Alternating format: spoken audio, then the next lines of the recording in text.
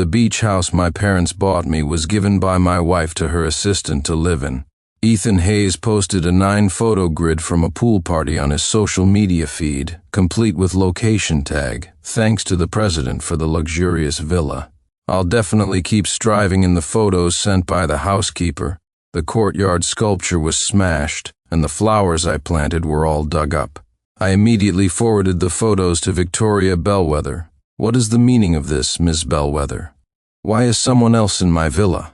Victoria instantly replied with a voice message, the sound of waves in the background. "Don't be so petty, Sincere.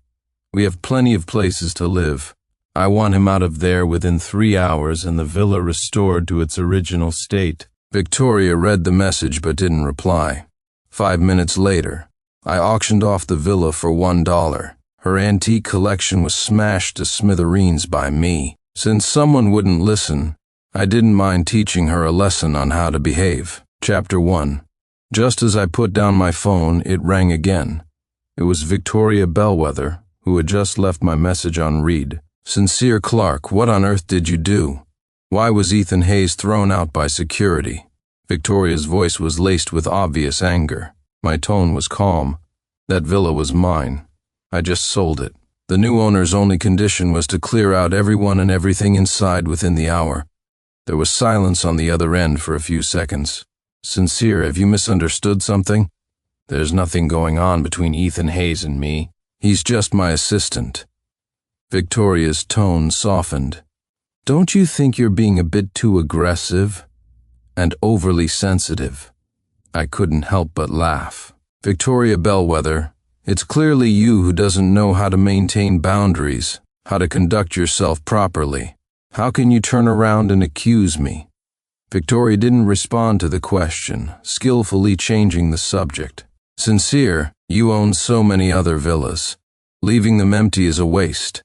I was just making reasonable use of resources. Ethan Hayes and I really haven't done anything inappropriate." She paused, her voice becoming slightly impatient. "I never realized you were so petty." I curled my lip, but my eyes turned cold. "Since Ms. Bellwether is so generous, I assume you won't mind if those precious treasures of yours turn into a pile of junk?" With that, I opened my photo album, selected a few pictures, and sent them over.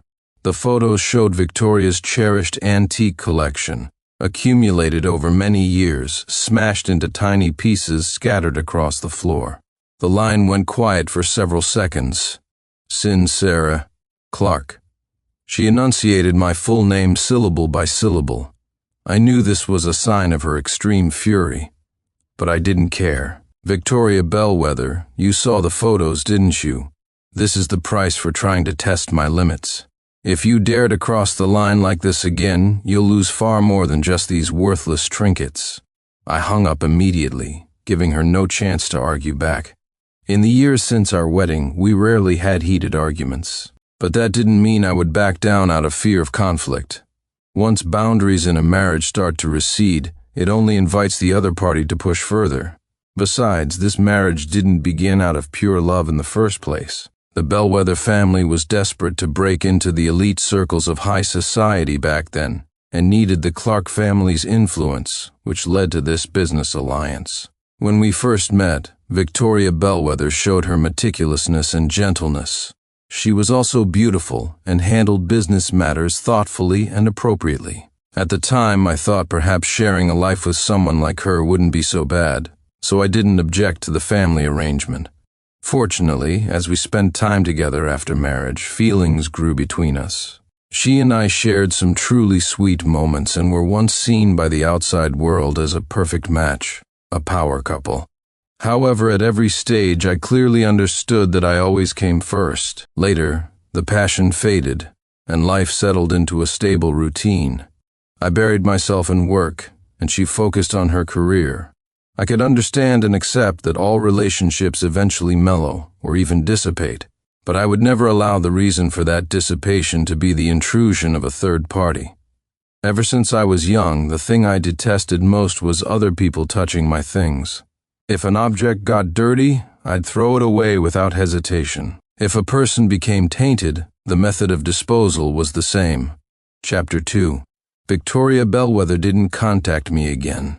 She was always like this. Once her mistakes were exposed, she'd retreat into silence, hiding in her shell. Until this afternoon, a message popped up from Julian Vance. "Sincere, why are you ignoring me? I saw you at the venue just now, called your name several times, but you didn't react." I frowned slightly, quickly replying, "I haven't left the house today. You must have seen someone else. Are you sure it wasn't you? I saw that custom navy blue suit you had made, and your wife was with him." Sincere, "Wait." I got a picture of his face. A photo quickly appeared on my phone. Victoria Bellwether was wearing an elegant, appropriate white gown, her hair pinned up, and beside her stood Ethan Hayes, wearing my custom-tailored suit, smiling as he chatted with someone. I stared at the photo for a good 10 seconds. Before I could react, another message popped up. This time it was from Victoria's executive assistant, accompanied by a screenshot. It was Ethan Hayes' social media feed. First time attending the summit auction, thanks to Ms. Bellwether for showing me the ropes. Finally know what real high society is like, excited emoji. The accompanying picture showed him sitting in the front row of the auction, with Victoria Bellwether beside him, a slight smile on her lips, clearly condoning his selfie and caption. I suddenly remembered something. Victoria hated having her picture taken. Even during the sweetest period of our relationship, if I wanted to take a couple's photo, she would shy away, saying she wasn't photogenic. It seemed my punishment this morning was too light.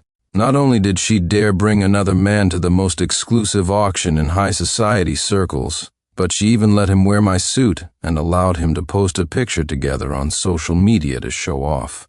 I forwarded the photo directly to Victoria Bellwether. "Explain this.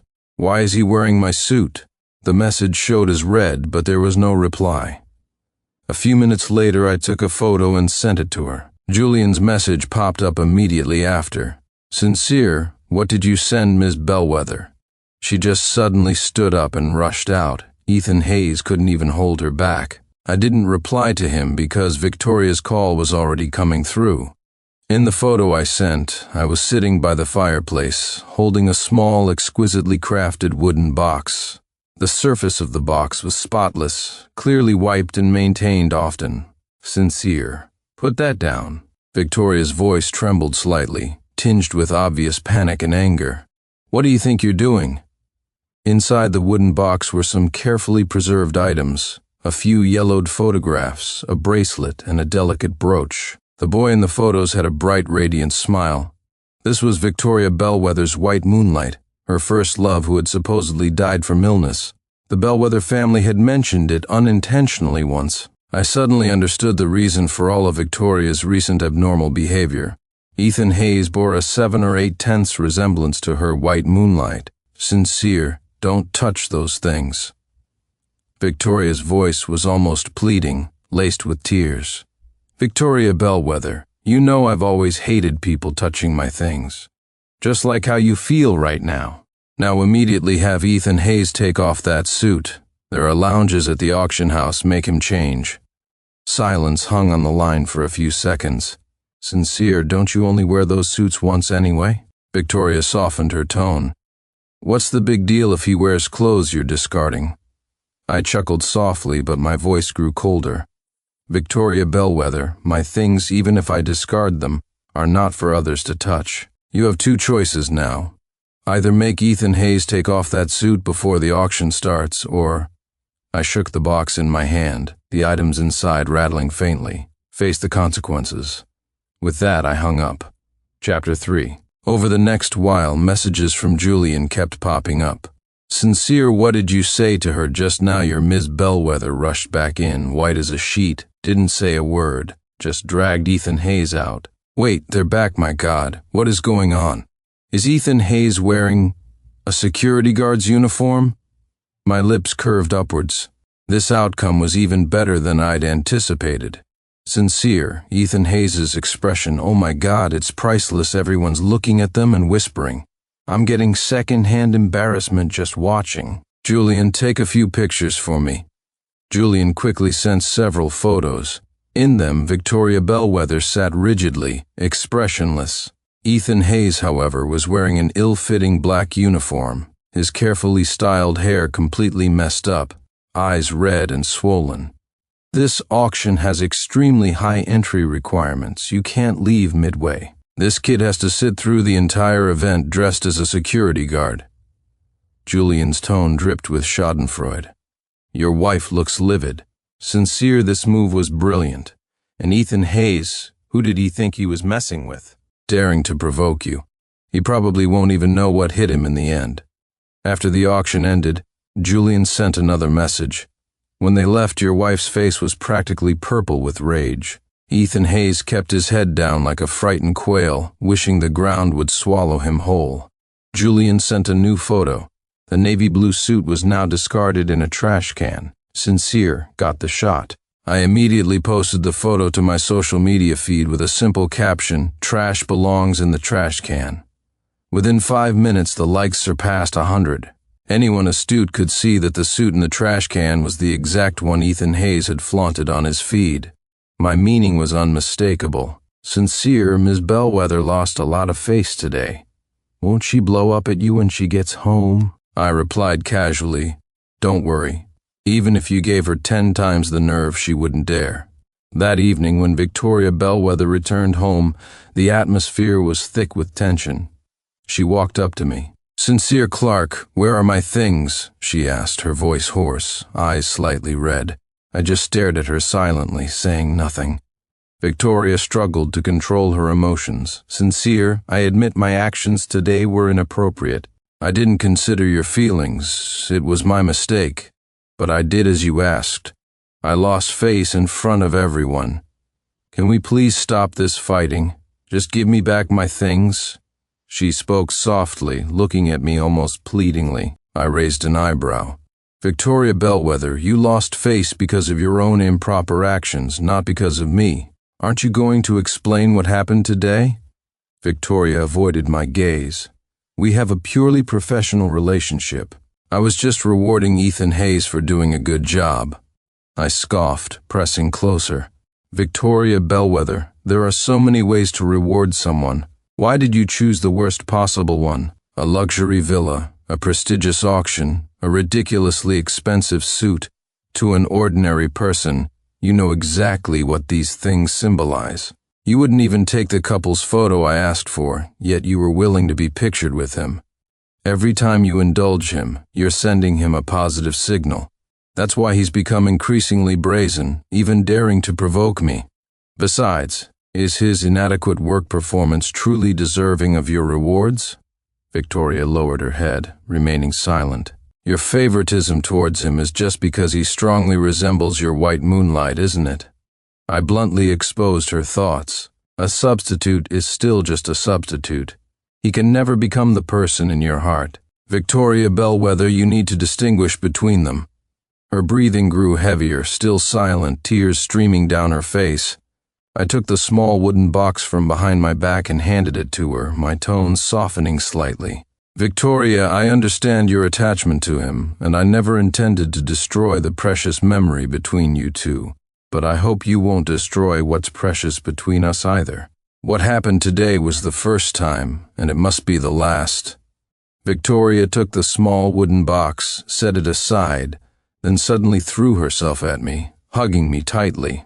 Sincere, I'm sorry, she sobbed, her voice thick with emotion.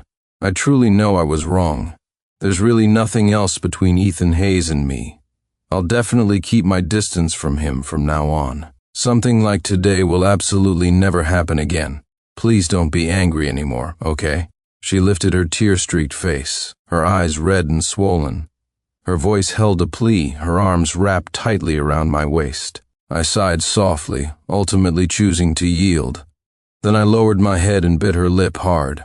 Only when a trace of blood seeped from the corner of her mouth did I release her, satisfied. Victoria, this is the consequence of offending me.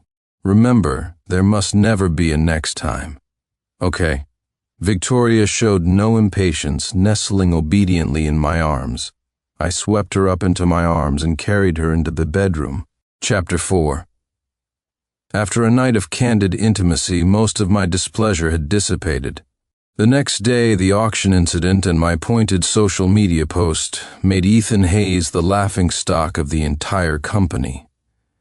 Victoria Bellwether's obvious efforts to distance herself from him set the tone for everyone else. The company had no shortage of sycophants who kiss up and kick down. Colleagues who had been fawning over him just the day before were now, at best, refraining from kicking him while he was down. Someone even plastered numerous photos of Ethan Hayes wearing the security uniform at the auction on the company bulletin board. In the photos, Ethan looked disheveled, his eyes red, utterly miserable. People passing him by didn't hesitate to point and whisper, "That's him, the shameless one, wearing Mr. Clark's cast-off clothes." Ethan Hayes' days at the company became increasingly difficult. The cafeteria staff would tamper with his meals. He often took one bite of food and his expression would change drastically. When he went to the restroom, the door would suddenly lock, trapping him inside for an entire afternoon. The most ridiculous part was that everyone pretended nothing had happened that day. His calls for help to Victoria Bellwether were directly rejected. I heard about these incidents from Ms. Young. "Mr. Clark, should I intervene?" I shook my head. "Ms. Young, don't overestimate my mercy, nor underestimate his ambition. Since he chose this path, he must bear the consequences." A week later, Ms. Young informed me that Ethan Hayes hadn't shown up for work for 3 consecutive days. I assumed he had finally given up and was preparing to resign. But it turned out I had underestimated him. That day, Victoria Bellwether had a crucial international business negotiation, a deal worth at least $100 million. 20 minutes before the meeting, Victoria's phone rang. It was Ethan Hayes. She pressed the reject button expressionlessly, but immediately after he sent a text message. "Ms. Bellwether, I'm sorry to disturb you at this final moment. I wanted to thank you in person, but alas, fate has brought us to this point. Thank you for your trust and guidance. Meeting you has been the greatest fortune of my life. I will repay your kindness in the next life." Victoria's face instantly turned deathly pale. She frantically tried calling back, but the calls went unanswered. Victoria panicked. In her desperation, she had her assistant use a tracking system to find Ethan's location. "Postpone today's negotiation." She uttered this sentence and rushed out, disregarding everything, a stark contrast to her usual elegance. When Victoria arrived at Ethan Hayes' apartment, she found him unconscious in the bathtub. Blood seeped continuously from a wound on his left wrist, staining the entire bathwater red. His face was as white as paper, his breathing faint. Victoria screamed, frantically tearing her own clothes to stanch the bleeding, rushing him to the hospital. It was said that on the way, Ethan's body gradually grew cold, reminding her of the moment her white moonlight died in her arms. Fortunately, he received timely medical attention, and Ethan was ultimately saved. After learning about the various forms of bullying Ethan had recently endured at the company, Victoria flew into a rage. Usually gentle and composed, she smashed her phone in anger. But I knew none of this at the time. I happened to be at the same hospital undergoing tests for acute gastroenteritis. Just as I saw her emerge from the elevator, thinking she had come to see me, I happily walked towards her. Before I could speak, Victoria slapped me hard across the face. Caught off balance, I stumbled and fell, my stomach knotting in pain. My cheek stung fiercely. I was completely stunned by the blow. In all our years of marriage, she had rarely spoken harshly to me, let alone ever laid a hand on me.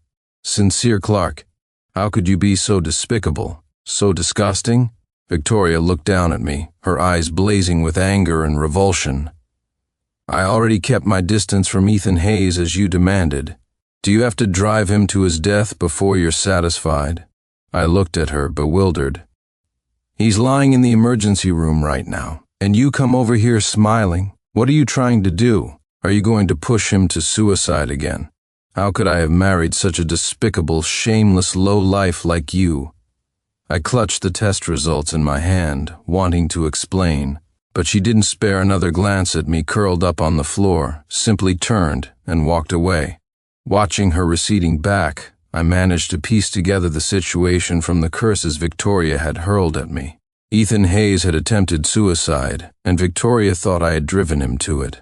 Immediately after, I received a call from Ms. Young. "Mr. Clark, I'm calling to say goodbye. Ms. Bellwether just fired me for abuse of power, and she appointed Assistant Hayes to take over my position." What? It's not just me. Almost all employees who ever had friction with Assistant Hayes were let go. Victoria had stated her position in the strongest possible terms. She had chosen Ethan Hayes. Hanging up the phone, fury surged through me. I punched the wall, blood trickling from my knuckles, dripping onto the floor. I forced myself to calm down. "Victoria Bellwether, since you've taken things this far, don't blame me for being ruthless. The price for offending me is far greater than you can bear." Chapter 5. That same afternoon, I packed my things and moved out of the Bellwether residence, returning to the Clark family home. My father, learning I was back, didn't ask many questions, just quietly instructed the housekeeper to prepare my room. My mother, however, keenly sensed something was wrong. "Sincere, did you and Victoria have a fight?" She sat on the edge of my bed, asking softly. I shook my head without answering. The bandage on my hand from the injury at the hospital was visible. "What happened here?" My mother grasped my wrist, her brow furrowed. "It's nothing, just bumped it accidentally." I didn't tell them about Victoria hitting me, nor did I mention Ethan Hayes. I just said I wanted to come home and rest for a few days, to recalibrate. But my parents could easily find out everything with a little investigation. Half a month passed. Not a single call, not a single text message from Victoria Bellwether. The Cold War and mutual silence eroded the last vestiges of warmth between us. On social media, I saw Ethan Hayes ostentatiously posting photos of himself attending various events with Victoria. Every angle he carefully chose seemed to announce his impending status as the son-in-law of the Bellwether Corporation. Ms. Bellwether took me to the International Business Summit today. Lots of people thought I was her husband thanks to Ms. Bellwether for the limited edition watch. Truly, only the person who understands me best knows what I like. Ms. Bellwether says I'm her lucky star. Closed another big deal today, post after post, accompanied by intimate photos with Victoria. He was doing it deliberately. He knew I would see them. I chuckled softly and turned off my phone. Grasshoppers in autumn don't hop for long. Half a month later, under my arrangement, led by my father, a large number of Bellwether family shareholders collectively withdrew their investments. The Bellwether stock hit the limit down for several consecutive days. On the third day of the stock plummeting, Victoria's parents showed up at our door. "Sincere, dear, how have you been lately?" Eleanor Bellwether took my hand, her face full of concern. "Quite well," I replied blandly, pouring them tea. "Why did you suddenly move back home?" "Victoria said you weren't feeling well. We were very worried about you." Eleanor Bellwether probed tentatively. Victoria hadn't even bothered to call, but now she'd sent her parents to scout for information. "My precious son is perfectly healthy, just not in the best of moods lately." My father suddenly spoke up, his tone icy. Arthur and Eleanor Bellwether paused, exchanging glances. "What happened? Did that girl Victoria upset Sincere?" Arthur Bellwether frowned. My father sneered, placing his teacup down heavily on the table. The Bellwether family's upbringing is truly eye-opening. Arthur and Eleanor's faces changed drastically. Word by word, my father recounted everything that had happened recently. How Victoria had installed Ethan Hayes in my beach house. How she had indulged Ethan's provocations against me. And how, at the hospital, Victoria had jumped to conclusions and blamed everything on me without asking any questions. "Your esteemed daughter has currently dismissed all employees within the company who had any friction with that young man. This is the Bellwether's fine daughter, and her attitude towards Sincere," my father stated coldly. Arthur and Eleanor's faces went from livid to pale, then back again. How is this possible?" Eleanor Bellwether looked at me in disbelief. "Victoria isn't like this. The facts speak for themselves," I said flatly. Arthur Bellwether angrily dialed Victoria's number. Get over here right now, you disgraceful daughter. Doing something like this, you've utterly shamed the Bellwether family." Arthur slammed down the phone, turned to my father and me, apologizing profusely. "I'm sorry, we failed in raising her properly. We will definitely give Sincere a satisfactory resolution to this matter." What kind of resolution could Victoria give me? Falsely tell me that I'm much more important to her than Ethan Hayes? Or honestly tell me she regretted this marriage long ago? Either way, I didn't need it. I stood up and went to my room, retrieving the divorce documents. Today, let this farce finally come to an end. Chapter 6. Soon the main door opened and Victoria Bellwether walked in. What shocked me was that Ethan Hayes actually followed her. He hid behind Victoria, looking timid and apprehensive. My parents' expressions, which had slightly softened due to Arthur and Eleanor's apologies, instantly darkened again. For Victoria to dare bring him here, to my family home, at a time like this, she was foolish beyond saving. Arthur Bellwether rushed towards her, raising his hand and delivering a sharp slap. "Disgraceful daughter, you still dare bring this man here?" Victoria's face instantly flushed red. She clearly hadn't expected her father to strike her in public and froze for a moment. "Dad, listen to my explanation." "Explain what?" Another heavy slap landed on her other cheek. "You've dragged our family's name through the mud, having been struck in front of Ethan Hayes." Victoria's pride was shattered. Just as she was about to retort, Arthur Bellwether lunged forward with a kick. Unexpectedly, Ethan Hayes threw himself forward, shielding Victoria and taking the full force of the blow himself. He cried out in pain, collapsing to the floor, clutching his kicked leg, his face pale, eyes red. Seeing his theatrical display, Eleanor Bellwether trembled with rage. "You wretched scum, still trying to play the victim at a time like this." Eleanor rushed forward to hit him, but Victoria quickly pulled Ethan into her arms protectively. Watching this melodrama unfold, I couldn't help but laugh softly, clapping lightly. What a devoted pair of lovers. Victoria looked up at me, her eyes filled with anger. "Sincere Clark, you despicable liar. Don't you dare slander my relationship with Ethan Hayes. We are completely innocent. There's nothing inappropriate between us," she declared, holding Ethan tightly. "I am merely atoning for your previous excessive actions." At this remark, my father shot up from his seat, furious. How were my son's actions excessive? Arthur Bellwether slapped Victoria again. "Shut up, say one more word, and I'll break your legs." Arthur turned back to me, forcing an apologetic smile, his voice conciliatory.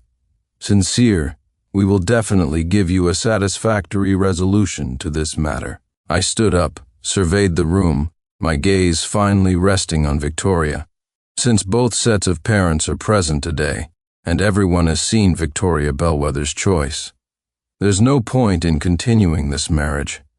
I produced the divorce agreement I had prepared earlier. I have drafted and signed the divorce papers. Assets will be divided according to the prenuptial agreement. Chapter 7. Hearing we were getting divorced, the pained expression on Ethan Hayes' face vanished instantly, replaced by a look of triumph in his eyes. Just moments ago he was wailing on the floor. Now he seemed quite spirited. Victoria abruptly pushed Ethan's hand away and walked towards me, disbelief written all over her face. "Sincere, you can't divorce me, why not?" I raised an eyebrow slightly. "You're holding another man, protecting him so fiercely, yet now you tell me we can't divorce?" "I told you Ethan Hayes and I truly just have a normal superior-subordinate relationship," Victoria argued. "Victoria Bellwether, I don't care what your relationship with Ethan Hayes actually is. All I know is that you chose him, not me. Since that's the case, there's no need for us to continue." I looked at her, stating each word clearly. "Victoria Bellwether, remember when we first got married, I told you explicitly, I absolutely hate people touching my things, and you, time and time again, crossed that line. How many chances did I give you? And which one did you ever cherish? Dirty things need to be thrown away. The same goes for people." I looked directly into her eyes. "Victoria Bellwether, I don't want you anymore." Victoria's face turned deathly pale. I picked up the divorce agreement and handed it to her. Assets are divided according to the prenup. It's very fair to you. Victoria didn't take it. Sincere, I won't sign it. You're just acting out of anger right now." Seeing Victoria still refusing, my father stood up. "Ms. Bellwether, if this divorce can be handled amicably, future cooperation can still be discussed. Otherwise, all deals are off." The Bellwether Corporation was already on its last legs. If the cooperation truly collapsed, the losses would be immeasurable. Arthur Bellwether pondered for a moment, then finally shot Victoria a harsh glare. Signed forced by her parents, Victoria finally signed the papers. Victoria Bellwether and I were officially divorced. Ethan Hayes stood aside, unable to hide the smugness in his eyes. I met his gaze, smirking coldly. "Assistant Hayes, congratulations on your successful promotion." This remark made Victoria's parents explode on the spot. "You shameless creature!" Eleanor Bellwether started hitting and cursing Ethan, her voice distorted with rage. "This is all your fault. I summoned the butler. Show our guests out." Just then the housekeeper walked in carrying a bowl of medicine. "Young master, the medicine is ready. Drink it while it's hot." Victoria froze. "Sincere, what's wrong? Are you not feeling well?" Victoria's voice was incredibly hoarse. "Acute gastroenteritis. Just a minor illness. No need for Ms. Bellwether's concern." "It's normal that Ms. Bellwether wouldn't know, considering it was the day you hit me at the hospital." "You didn't allow me to say a single word before you left," I stated calmly. Victoria's lips trembled. She couldn't speak. Our marriage ended that day. Hearing this, my mother's expression changed abruptly. "What? She dared to hit you?" My mother rushed over to Victoria and slapped her across the face. Victoria stumbled back but didn't resist. "Are you even human? Daring to hit my son? Especially when he was sick," my mother roared. Victoria's lip was bleeding from the blow, but she just stared blankly at me, her eyes filled with pain and regret. "Sincere," she murmured my name, her voice pleading. "Give me one more chance, just one, please." "A chance?" I sneered. "I've given you many chances, haven't I?" Victoria instantly broke down, collapsing to her knees. "Butler, show them out." The butler unceremoniously escorted the Bellwether family out. Arthur pulled up the devastated Victoria, while Eleanor grabbed Ethan by the hair, shoving him towards the door. Chapter 8. The Bellwether Corporation ultimately avoided bankruptcy, but the impact of the divorce was indelible. Within weeks, the company's stock plummeted nearly 40%, multiple partners terminated projects, and over a dozen core investors pulled their funding. Victoria Bellwether was no longer the formidable businesswoman who commanded the corporate world. She shut herself in her villa all day, surrounded by scattered wine bottles. Alcohol became her refuge, moments of sobriety few and far between.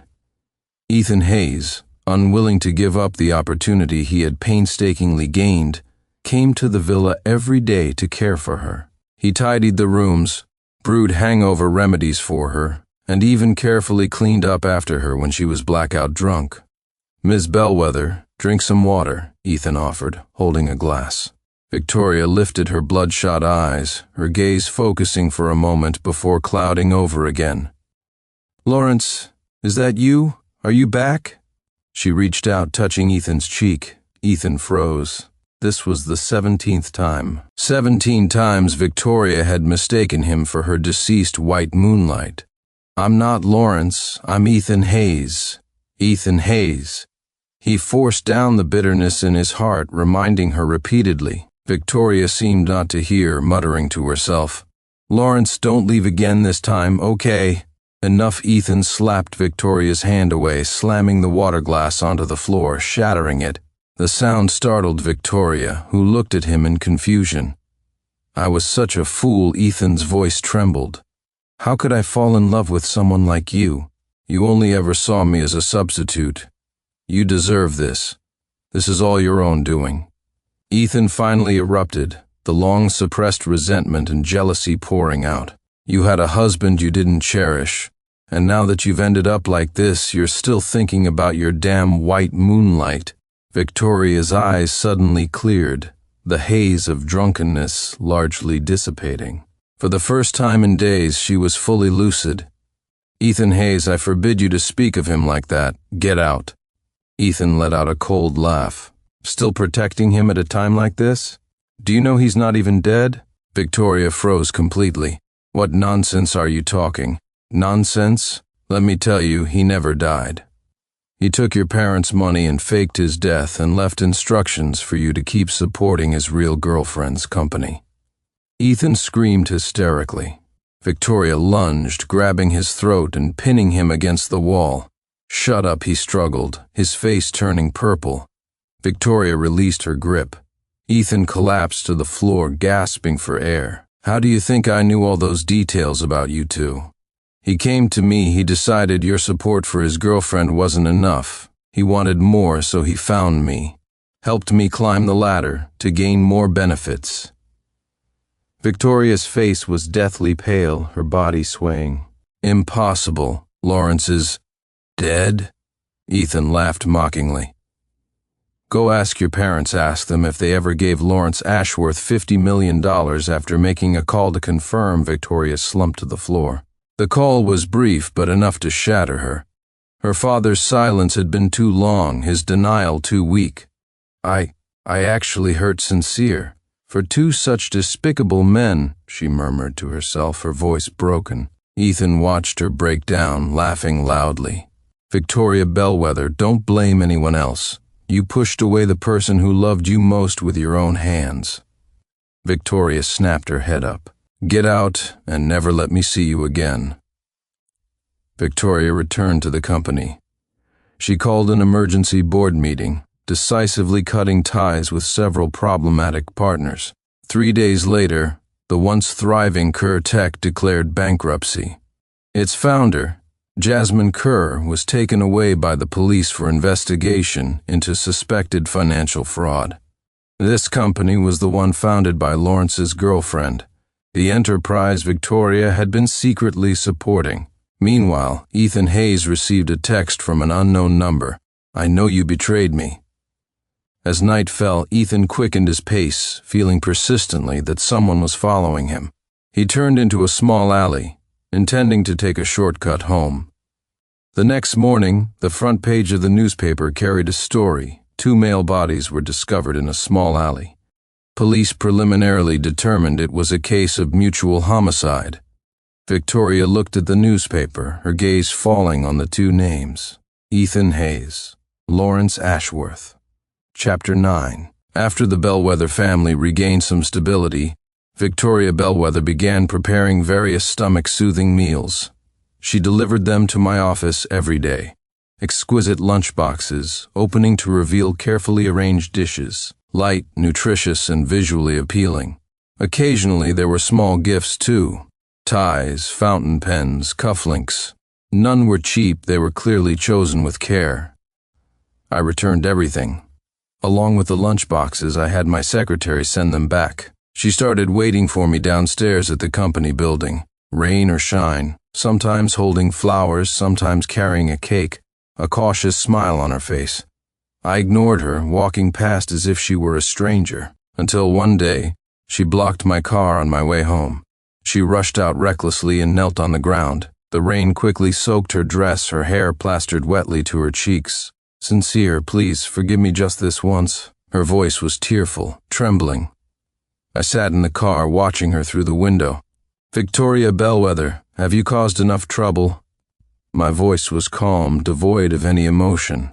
"It's over between us." The driver received my signal and slowly started the car, driving around her. In the rearview mirror, she remained kneeling in the rain, her figure growing smaller. I turned my head away, refusing to look anymore. Some cracks once formed can never be mended. Years later, the Bellwether Corporation was a shadow of its former self. Under my leadership, the Clark Group had expanded its reach into various industries, becoming a leader in each. I stood under the spotlights at a press conference, speaking eloquently, introducing the group's latest tech products, full of confidence and vigor. Thunderous applause filled the room, camera flashes blinking incessantly. Out of the corner of my eye, I caught a familiar figure, At the back of the crowd, a somewhat haggard woman stood quietly, dressed in simple clothes, wearing light makeup. It was Victoria Bellwether. She had lost a lot of weight, and her once refined face showed signs of weariness. No longer the radiant business titan from memory. She was looking at me too, her gaze calm and gentle. No resentment, no pleading, no complex emotions. Just a faint, resigned smile, as if saying goodbye to her past self. I gave her a slight smile in acknowledgement. Then, she slowly disappeared into the crowd. The press conference continued, reporters swarming around, clamoring with questions. I withdrew my gaze, putting on a polite smile once more. The future is long, the road ahead far. She and I would both journey towards our respective destined futures. End of story.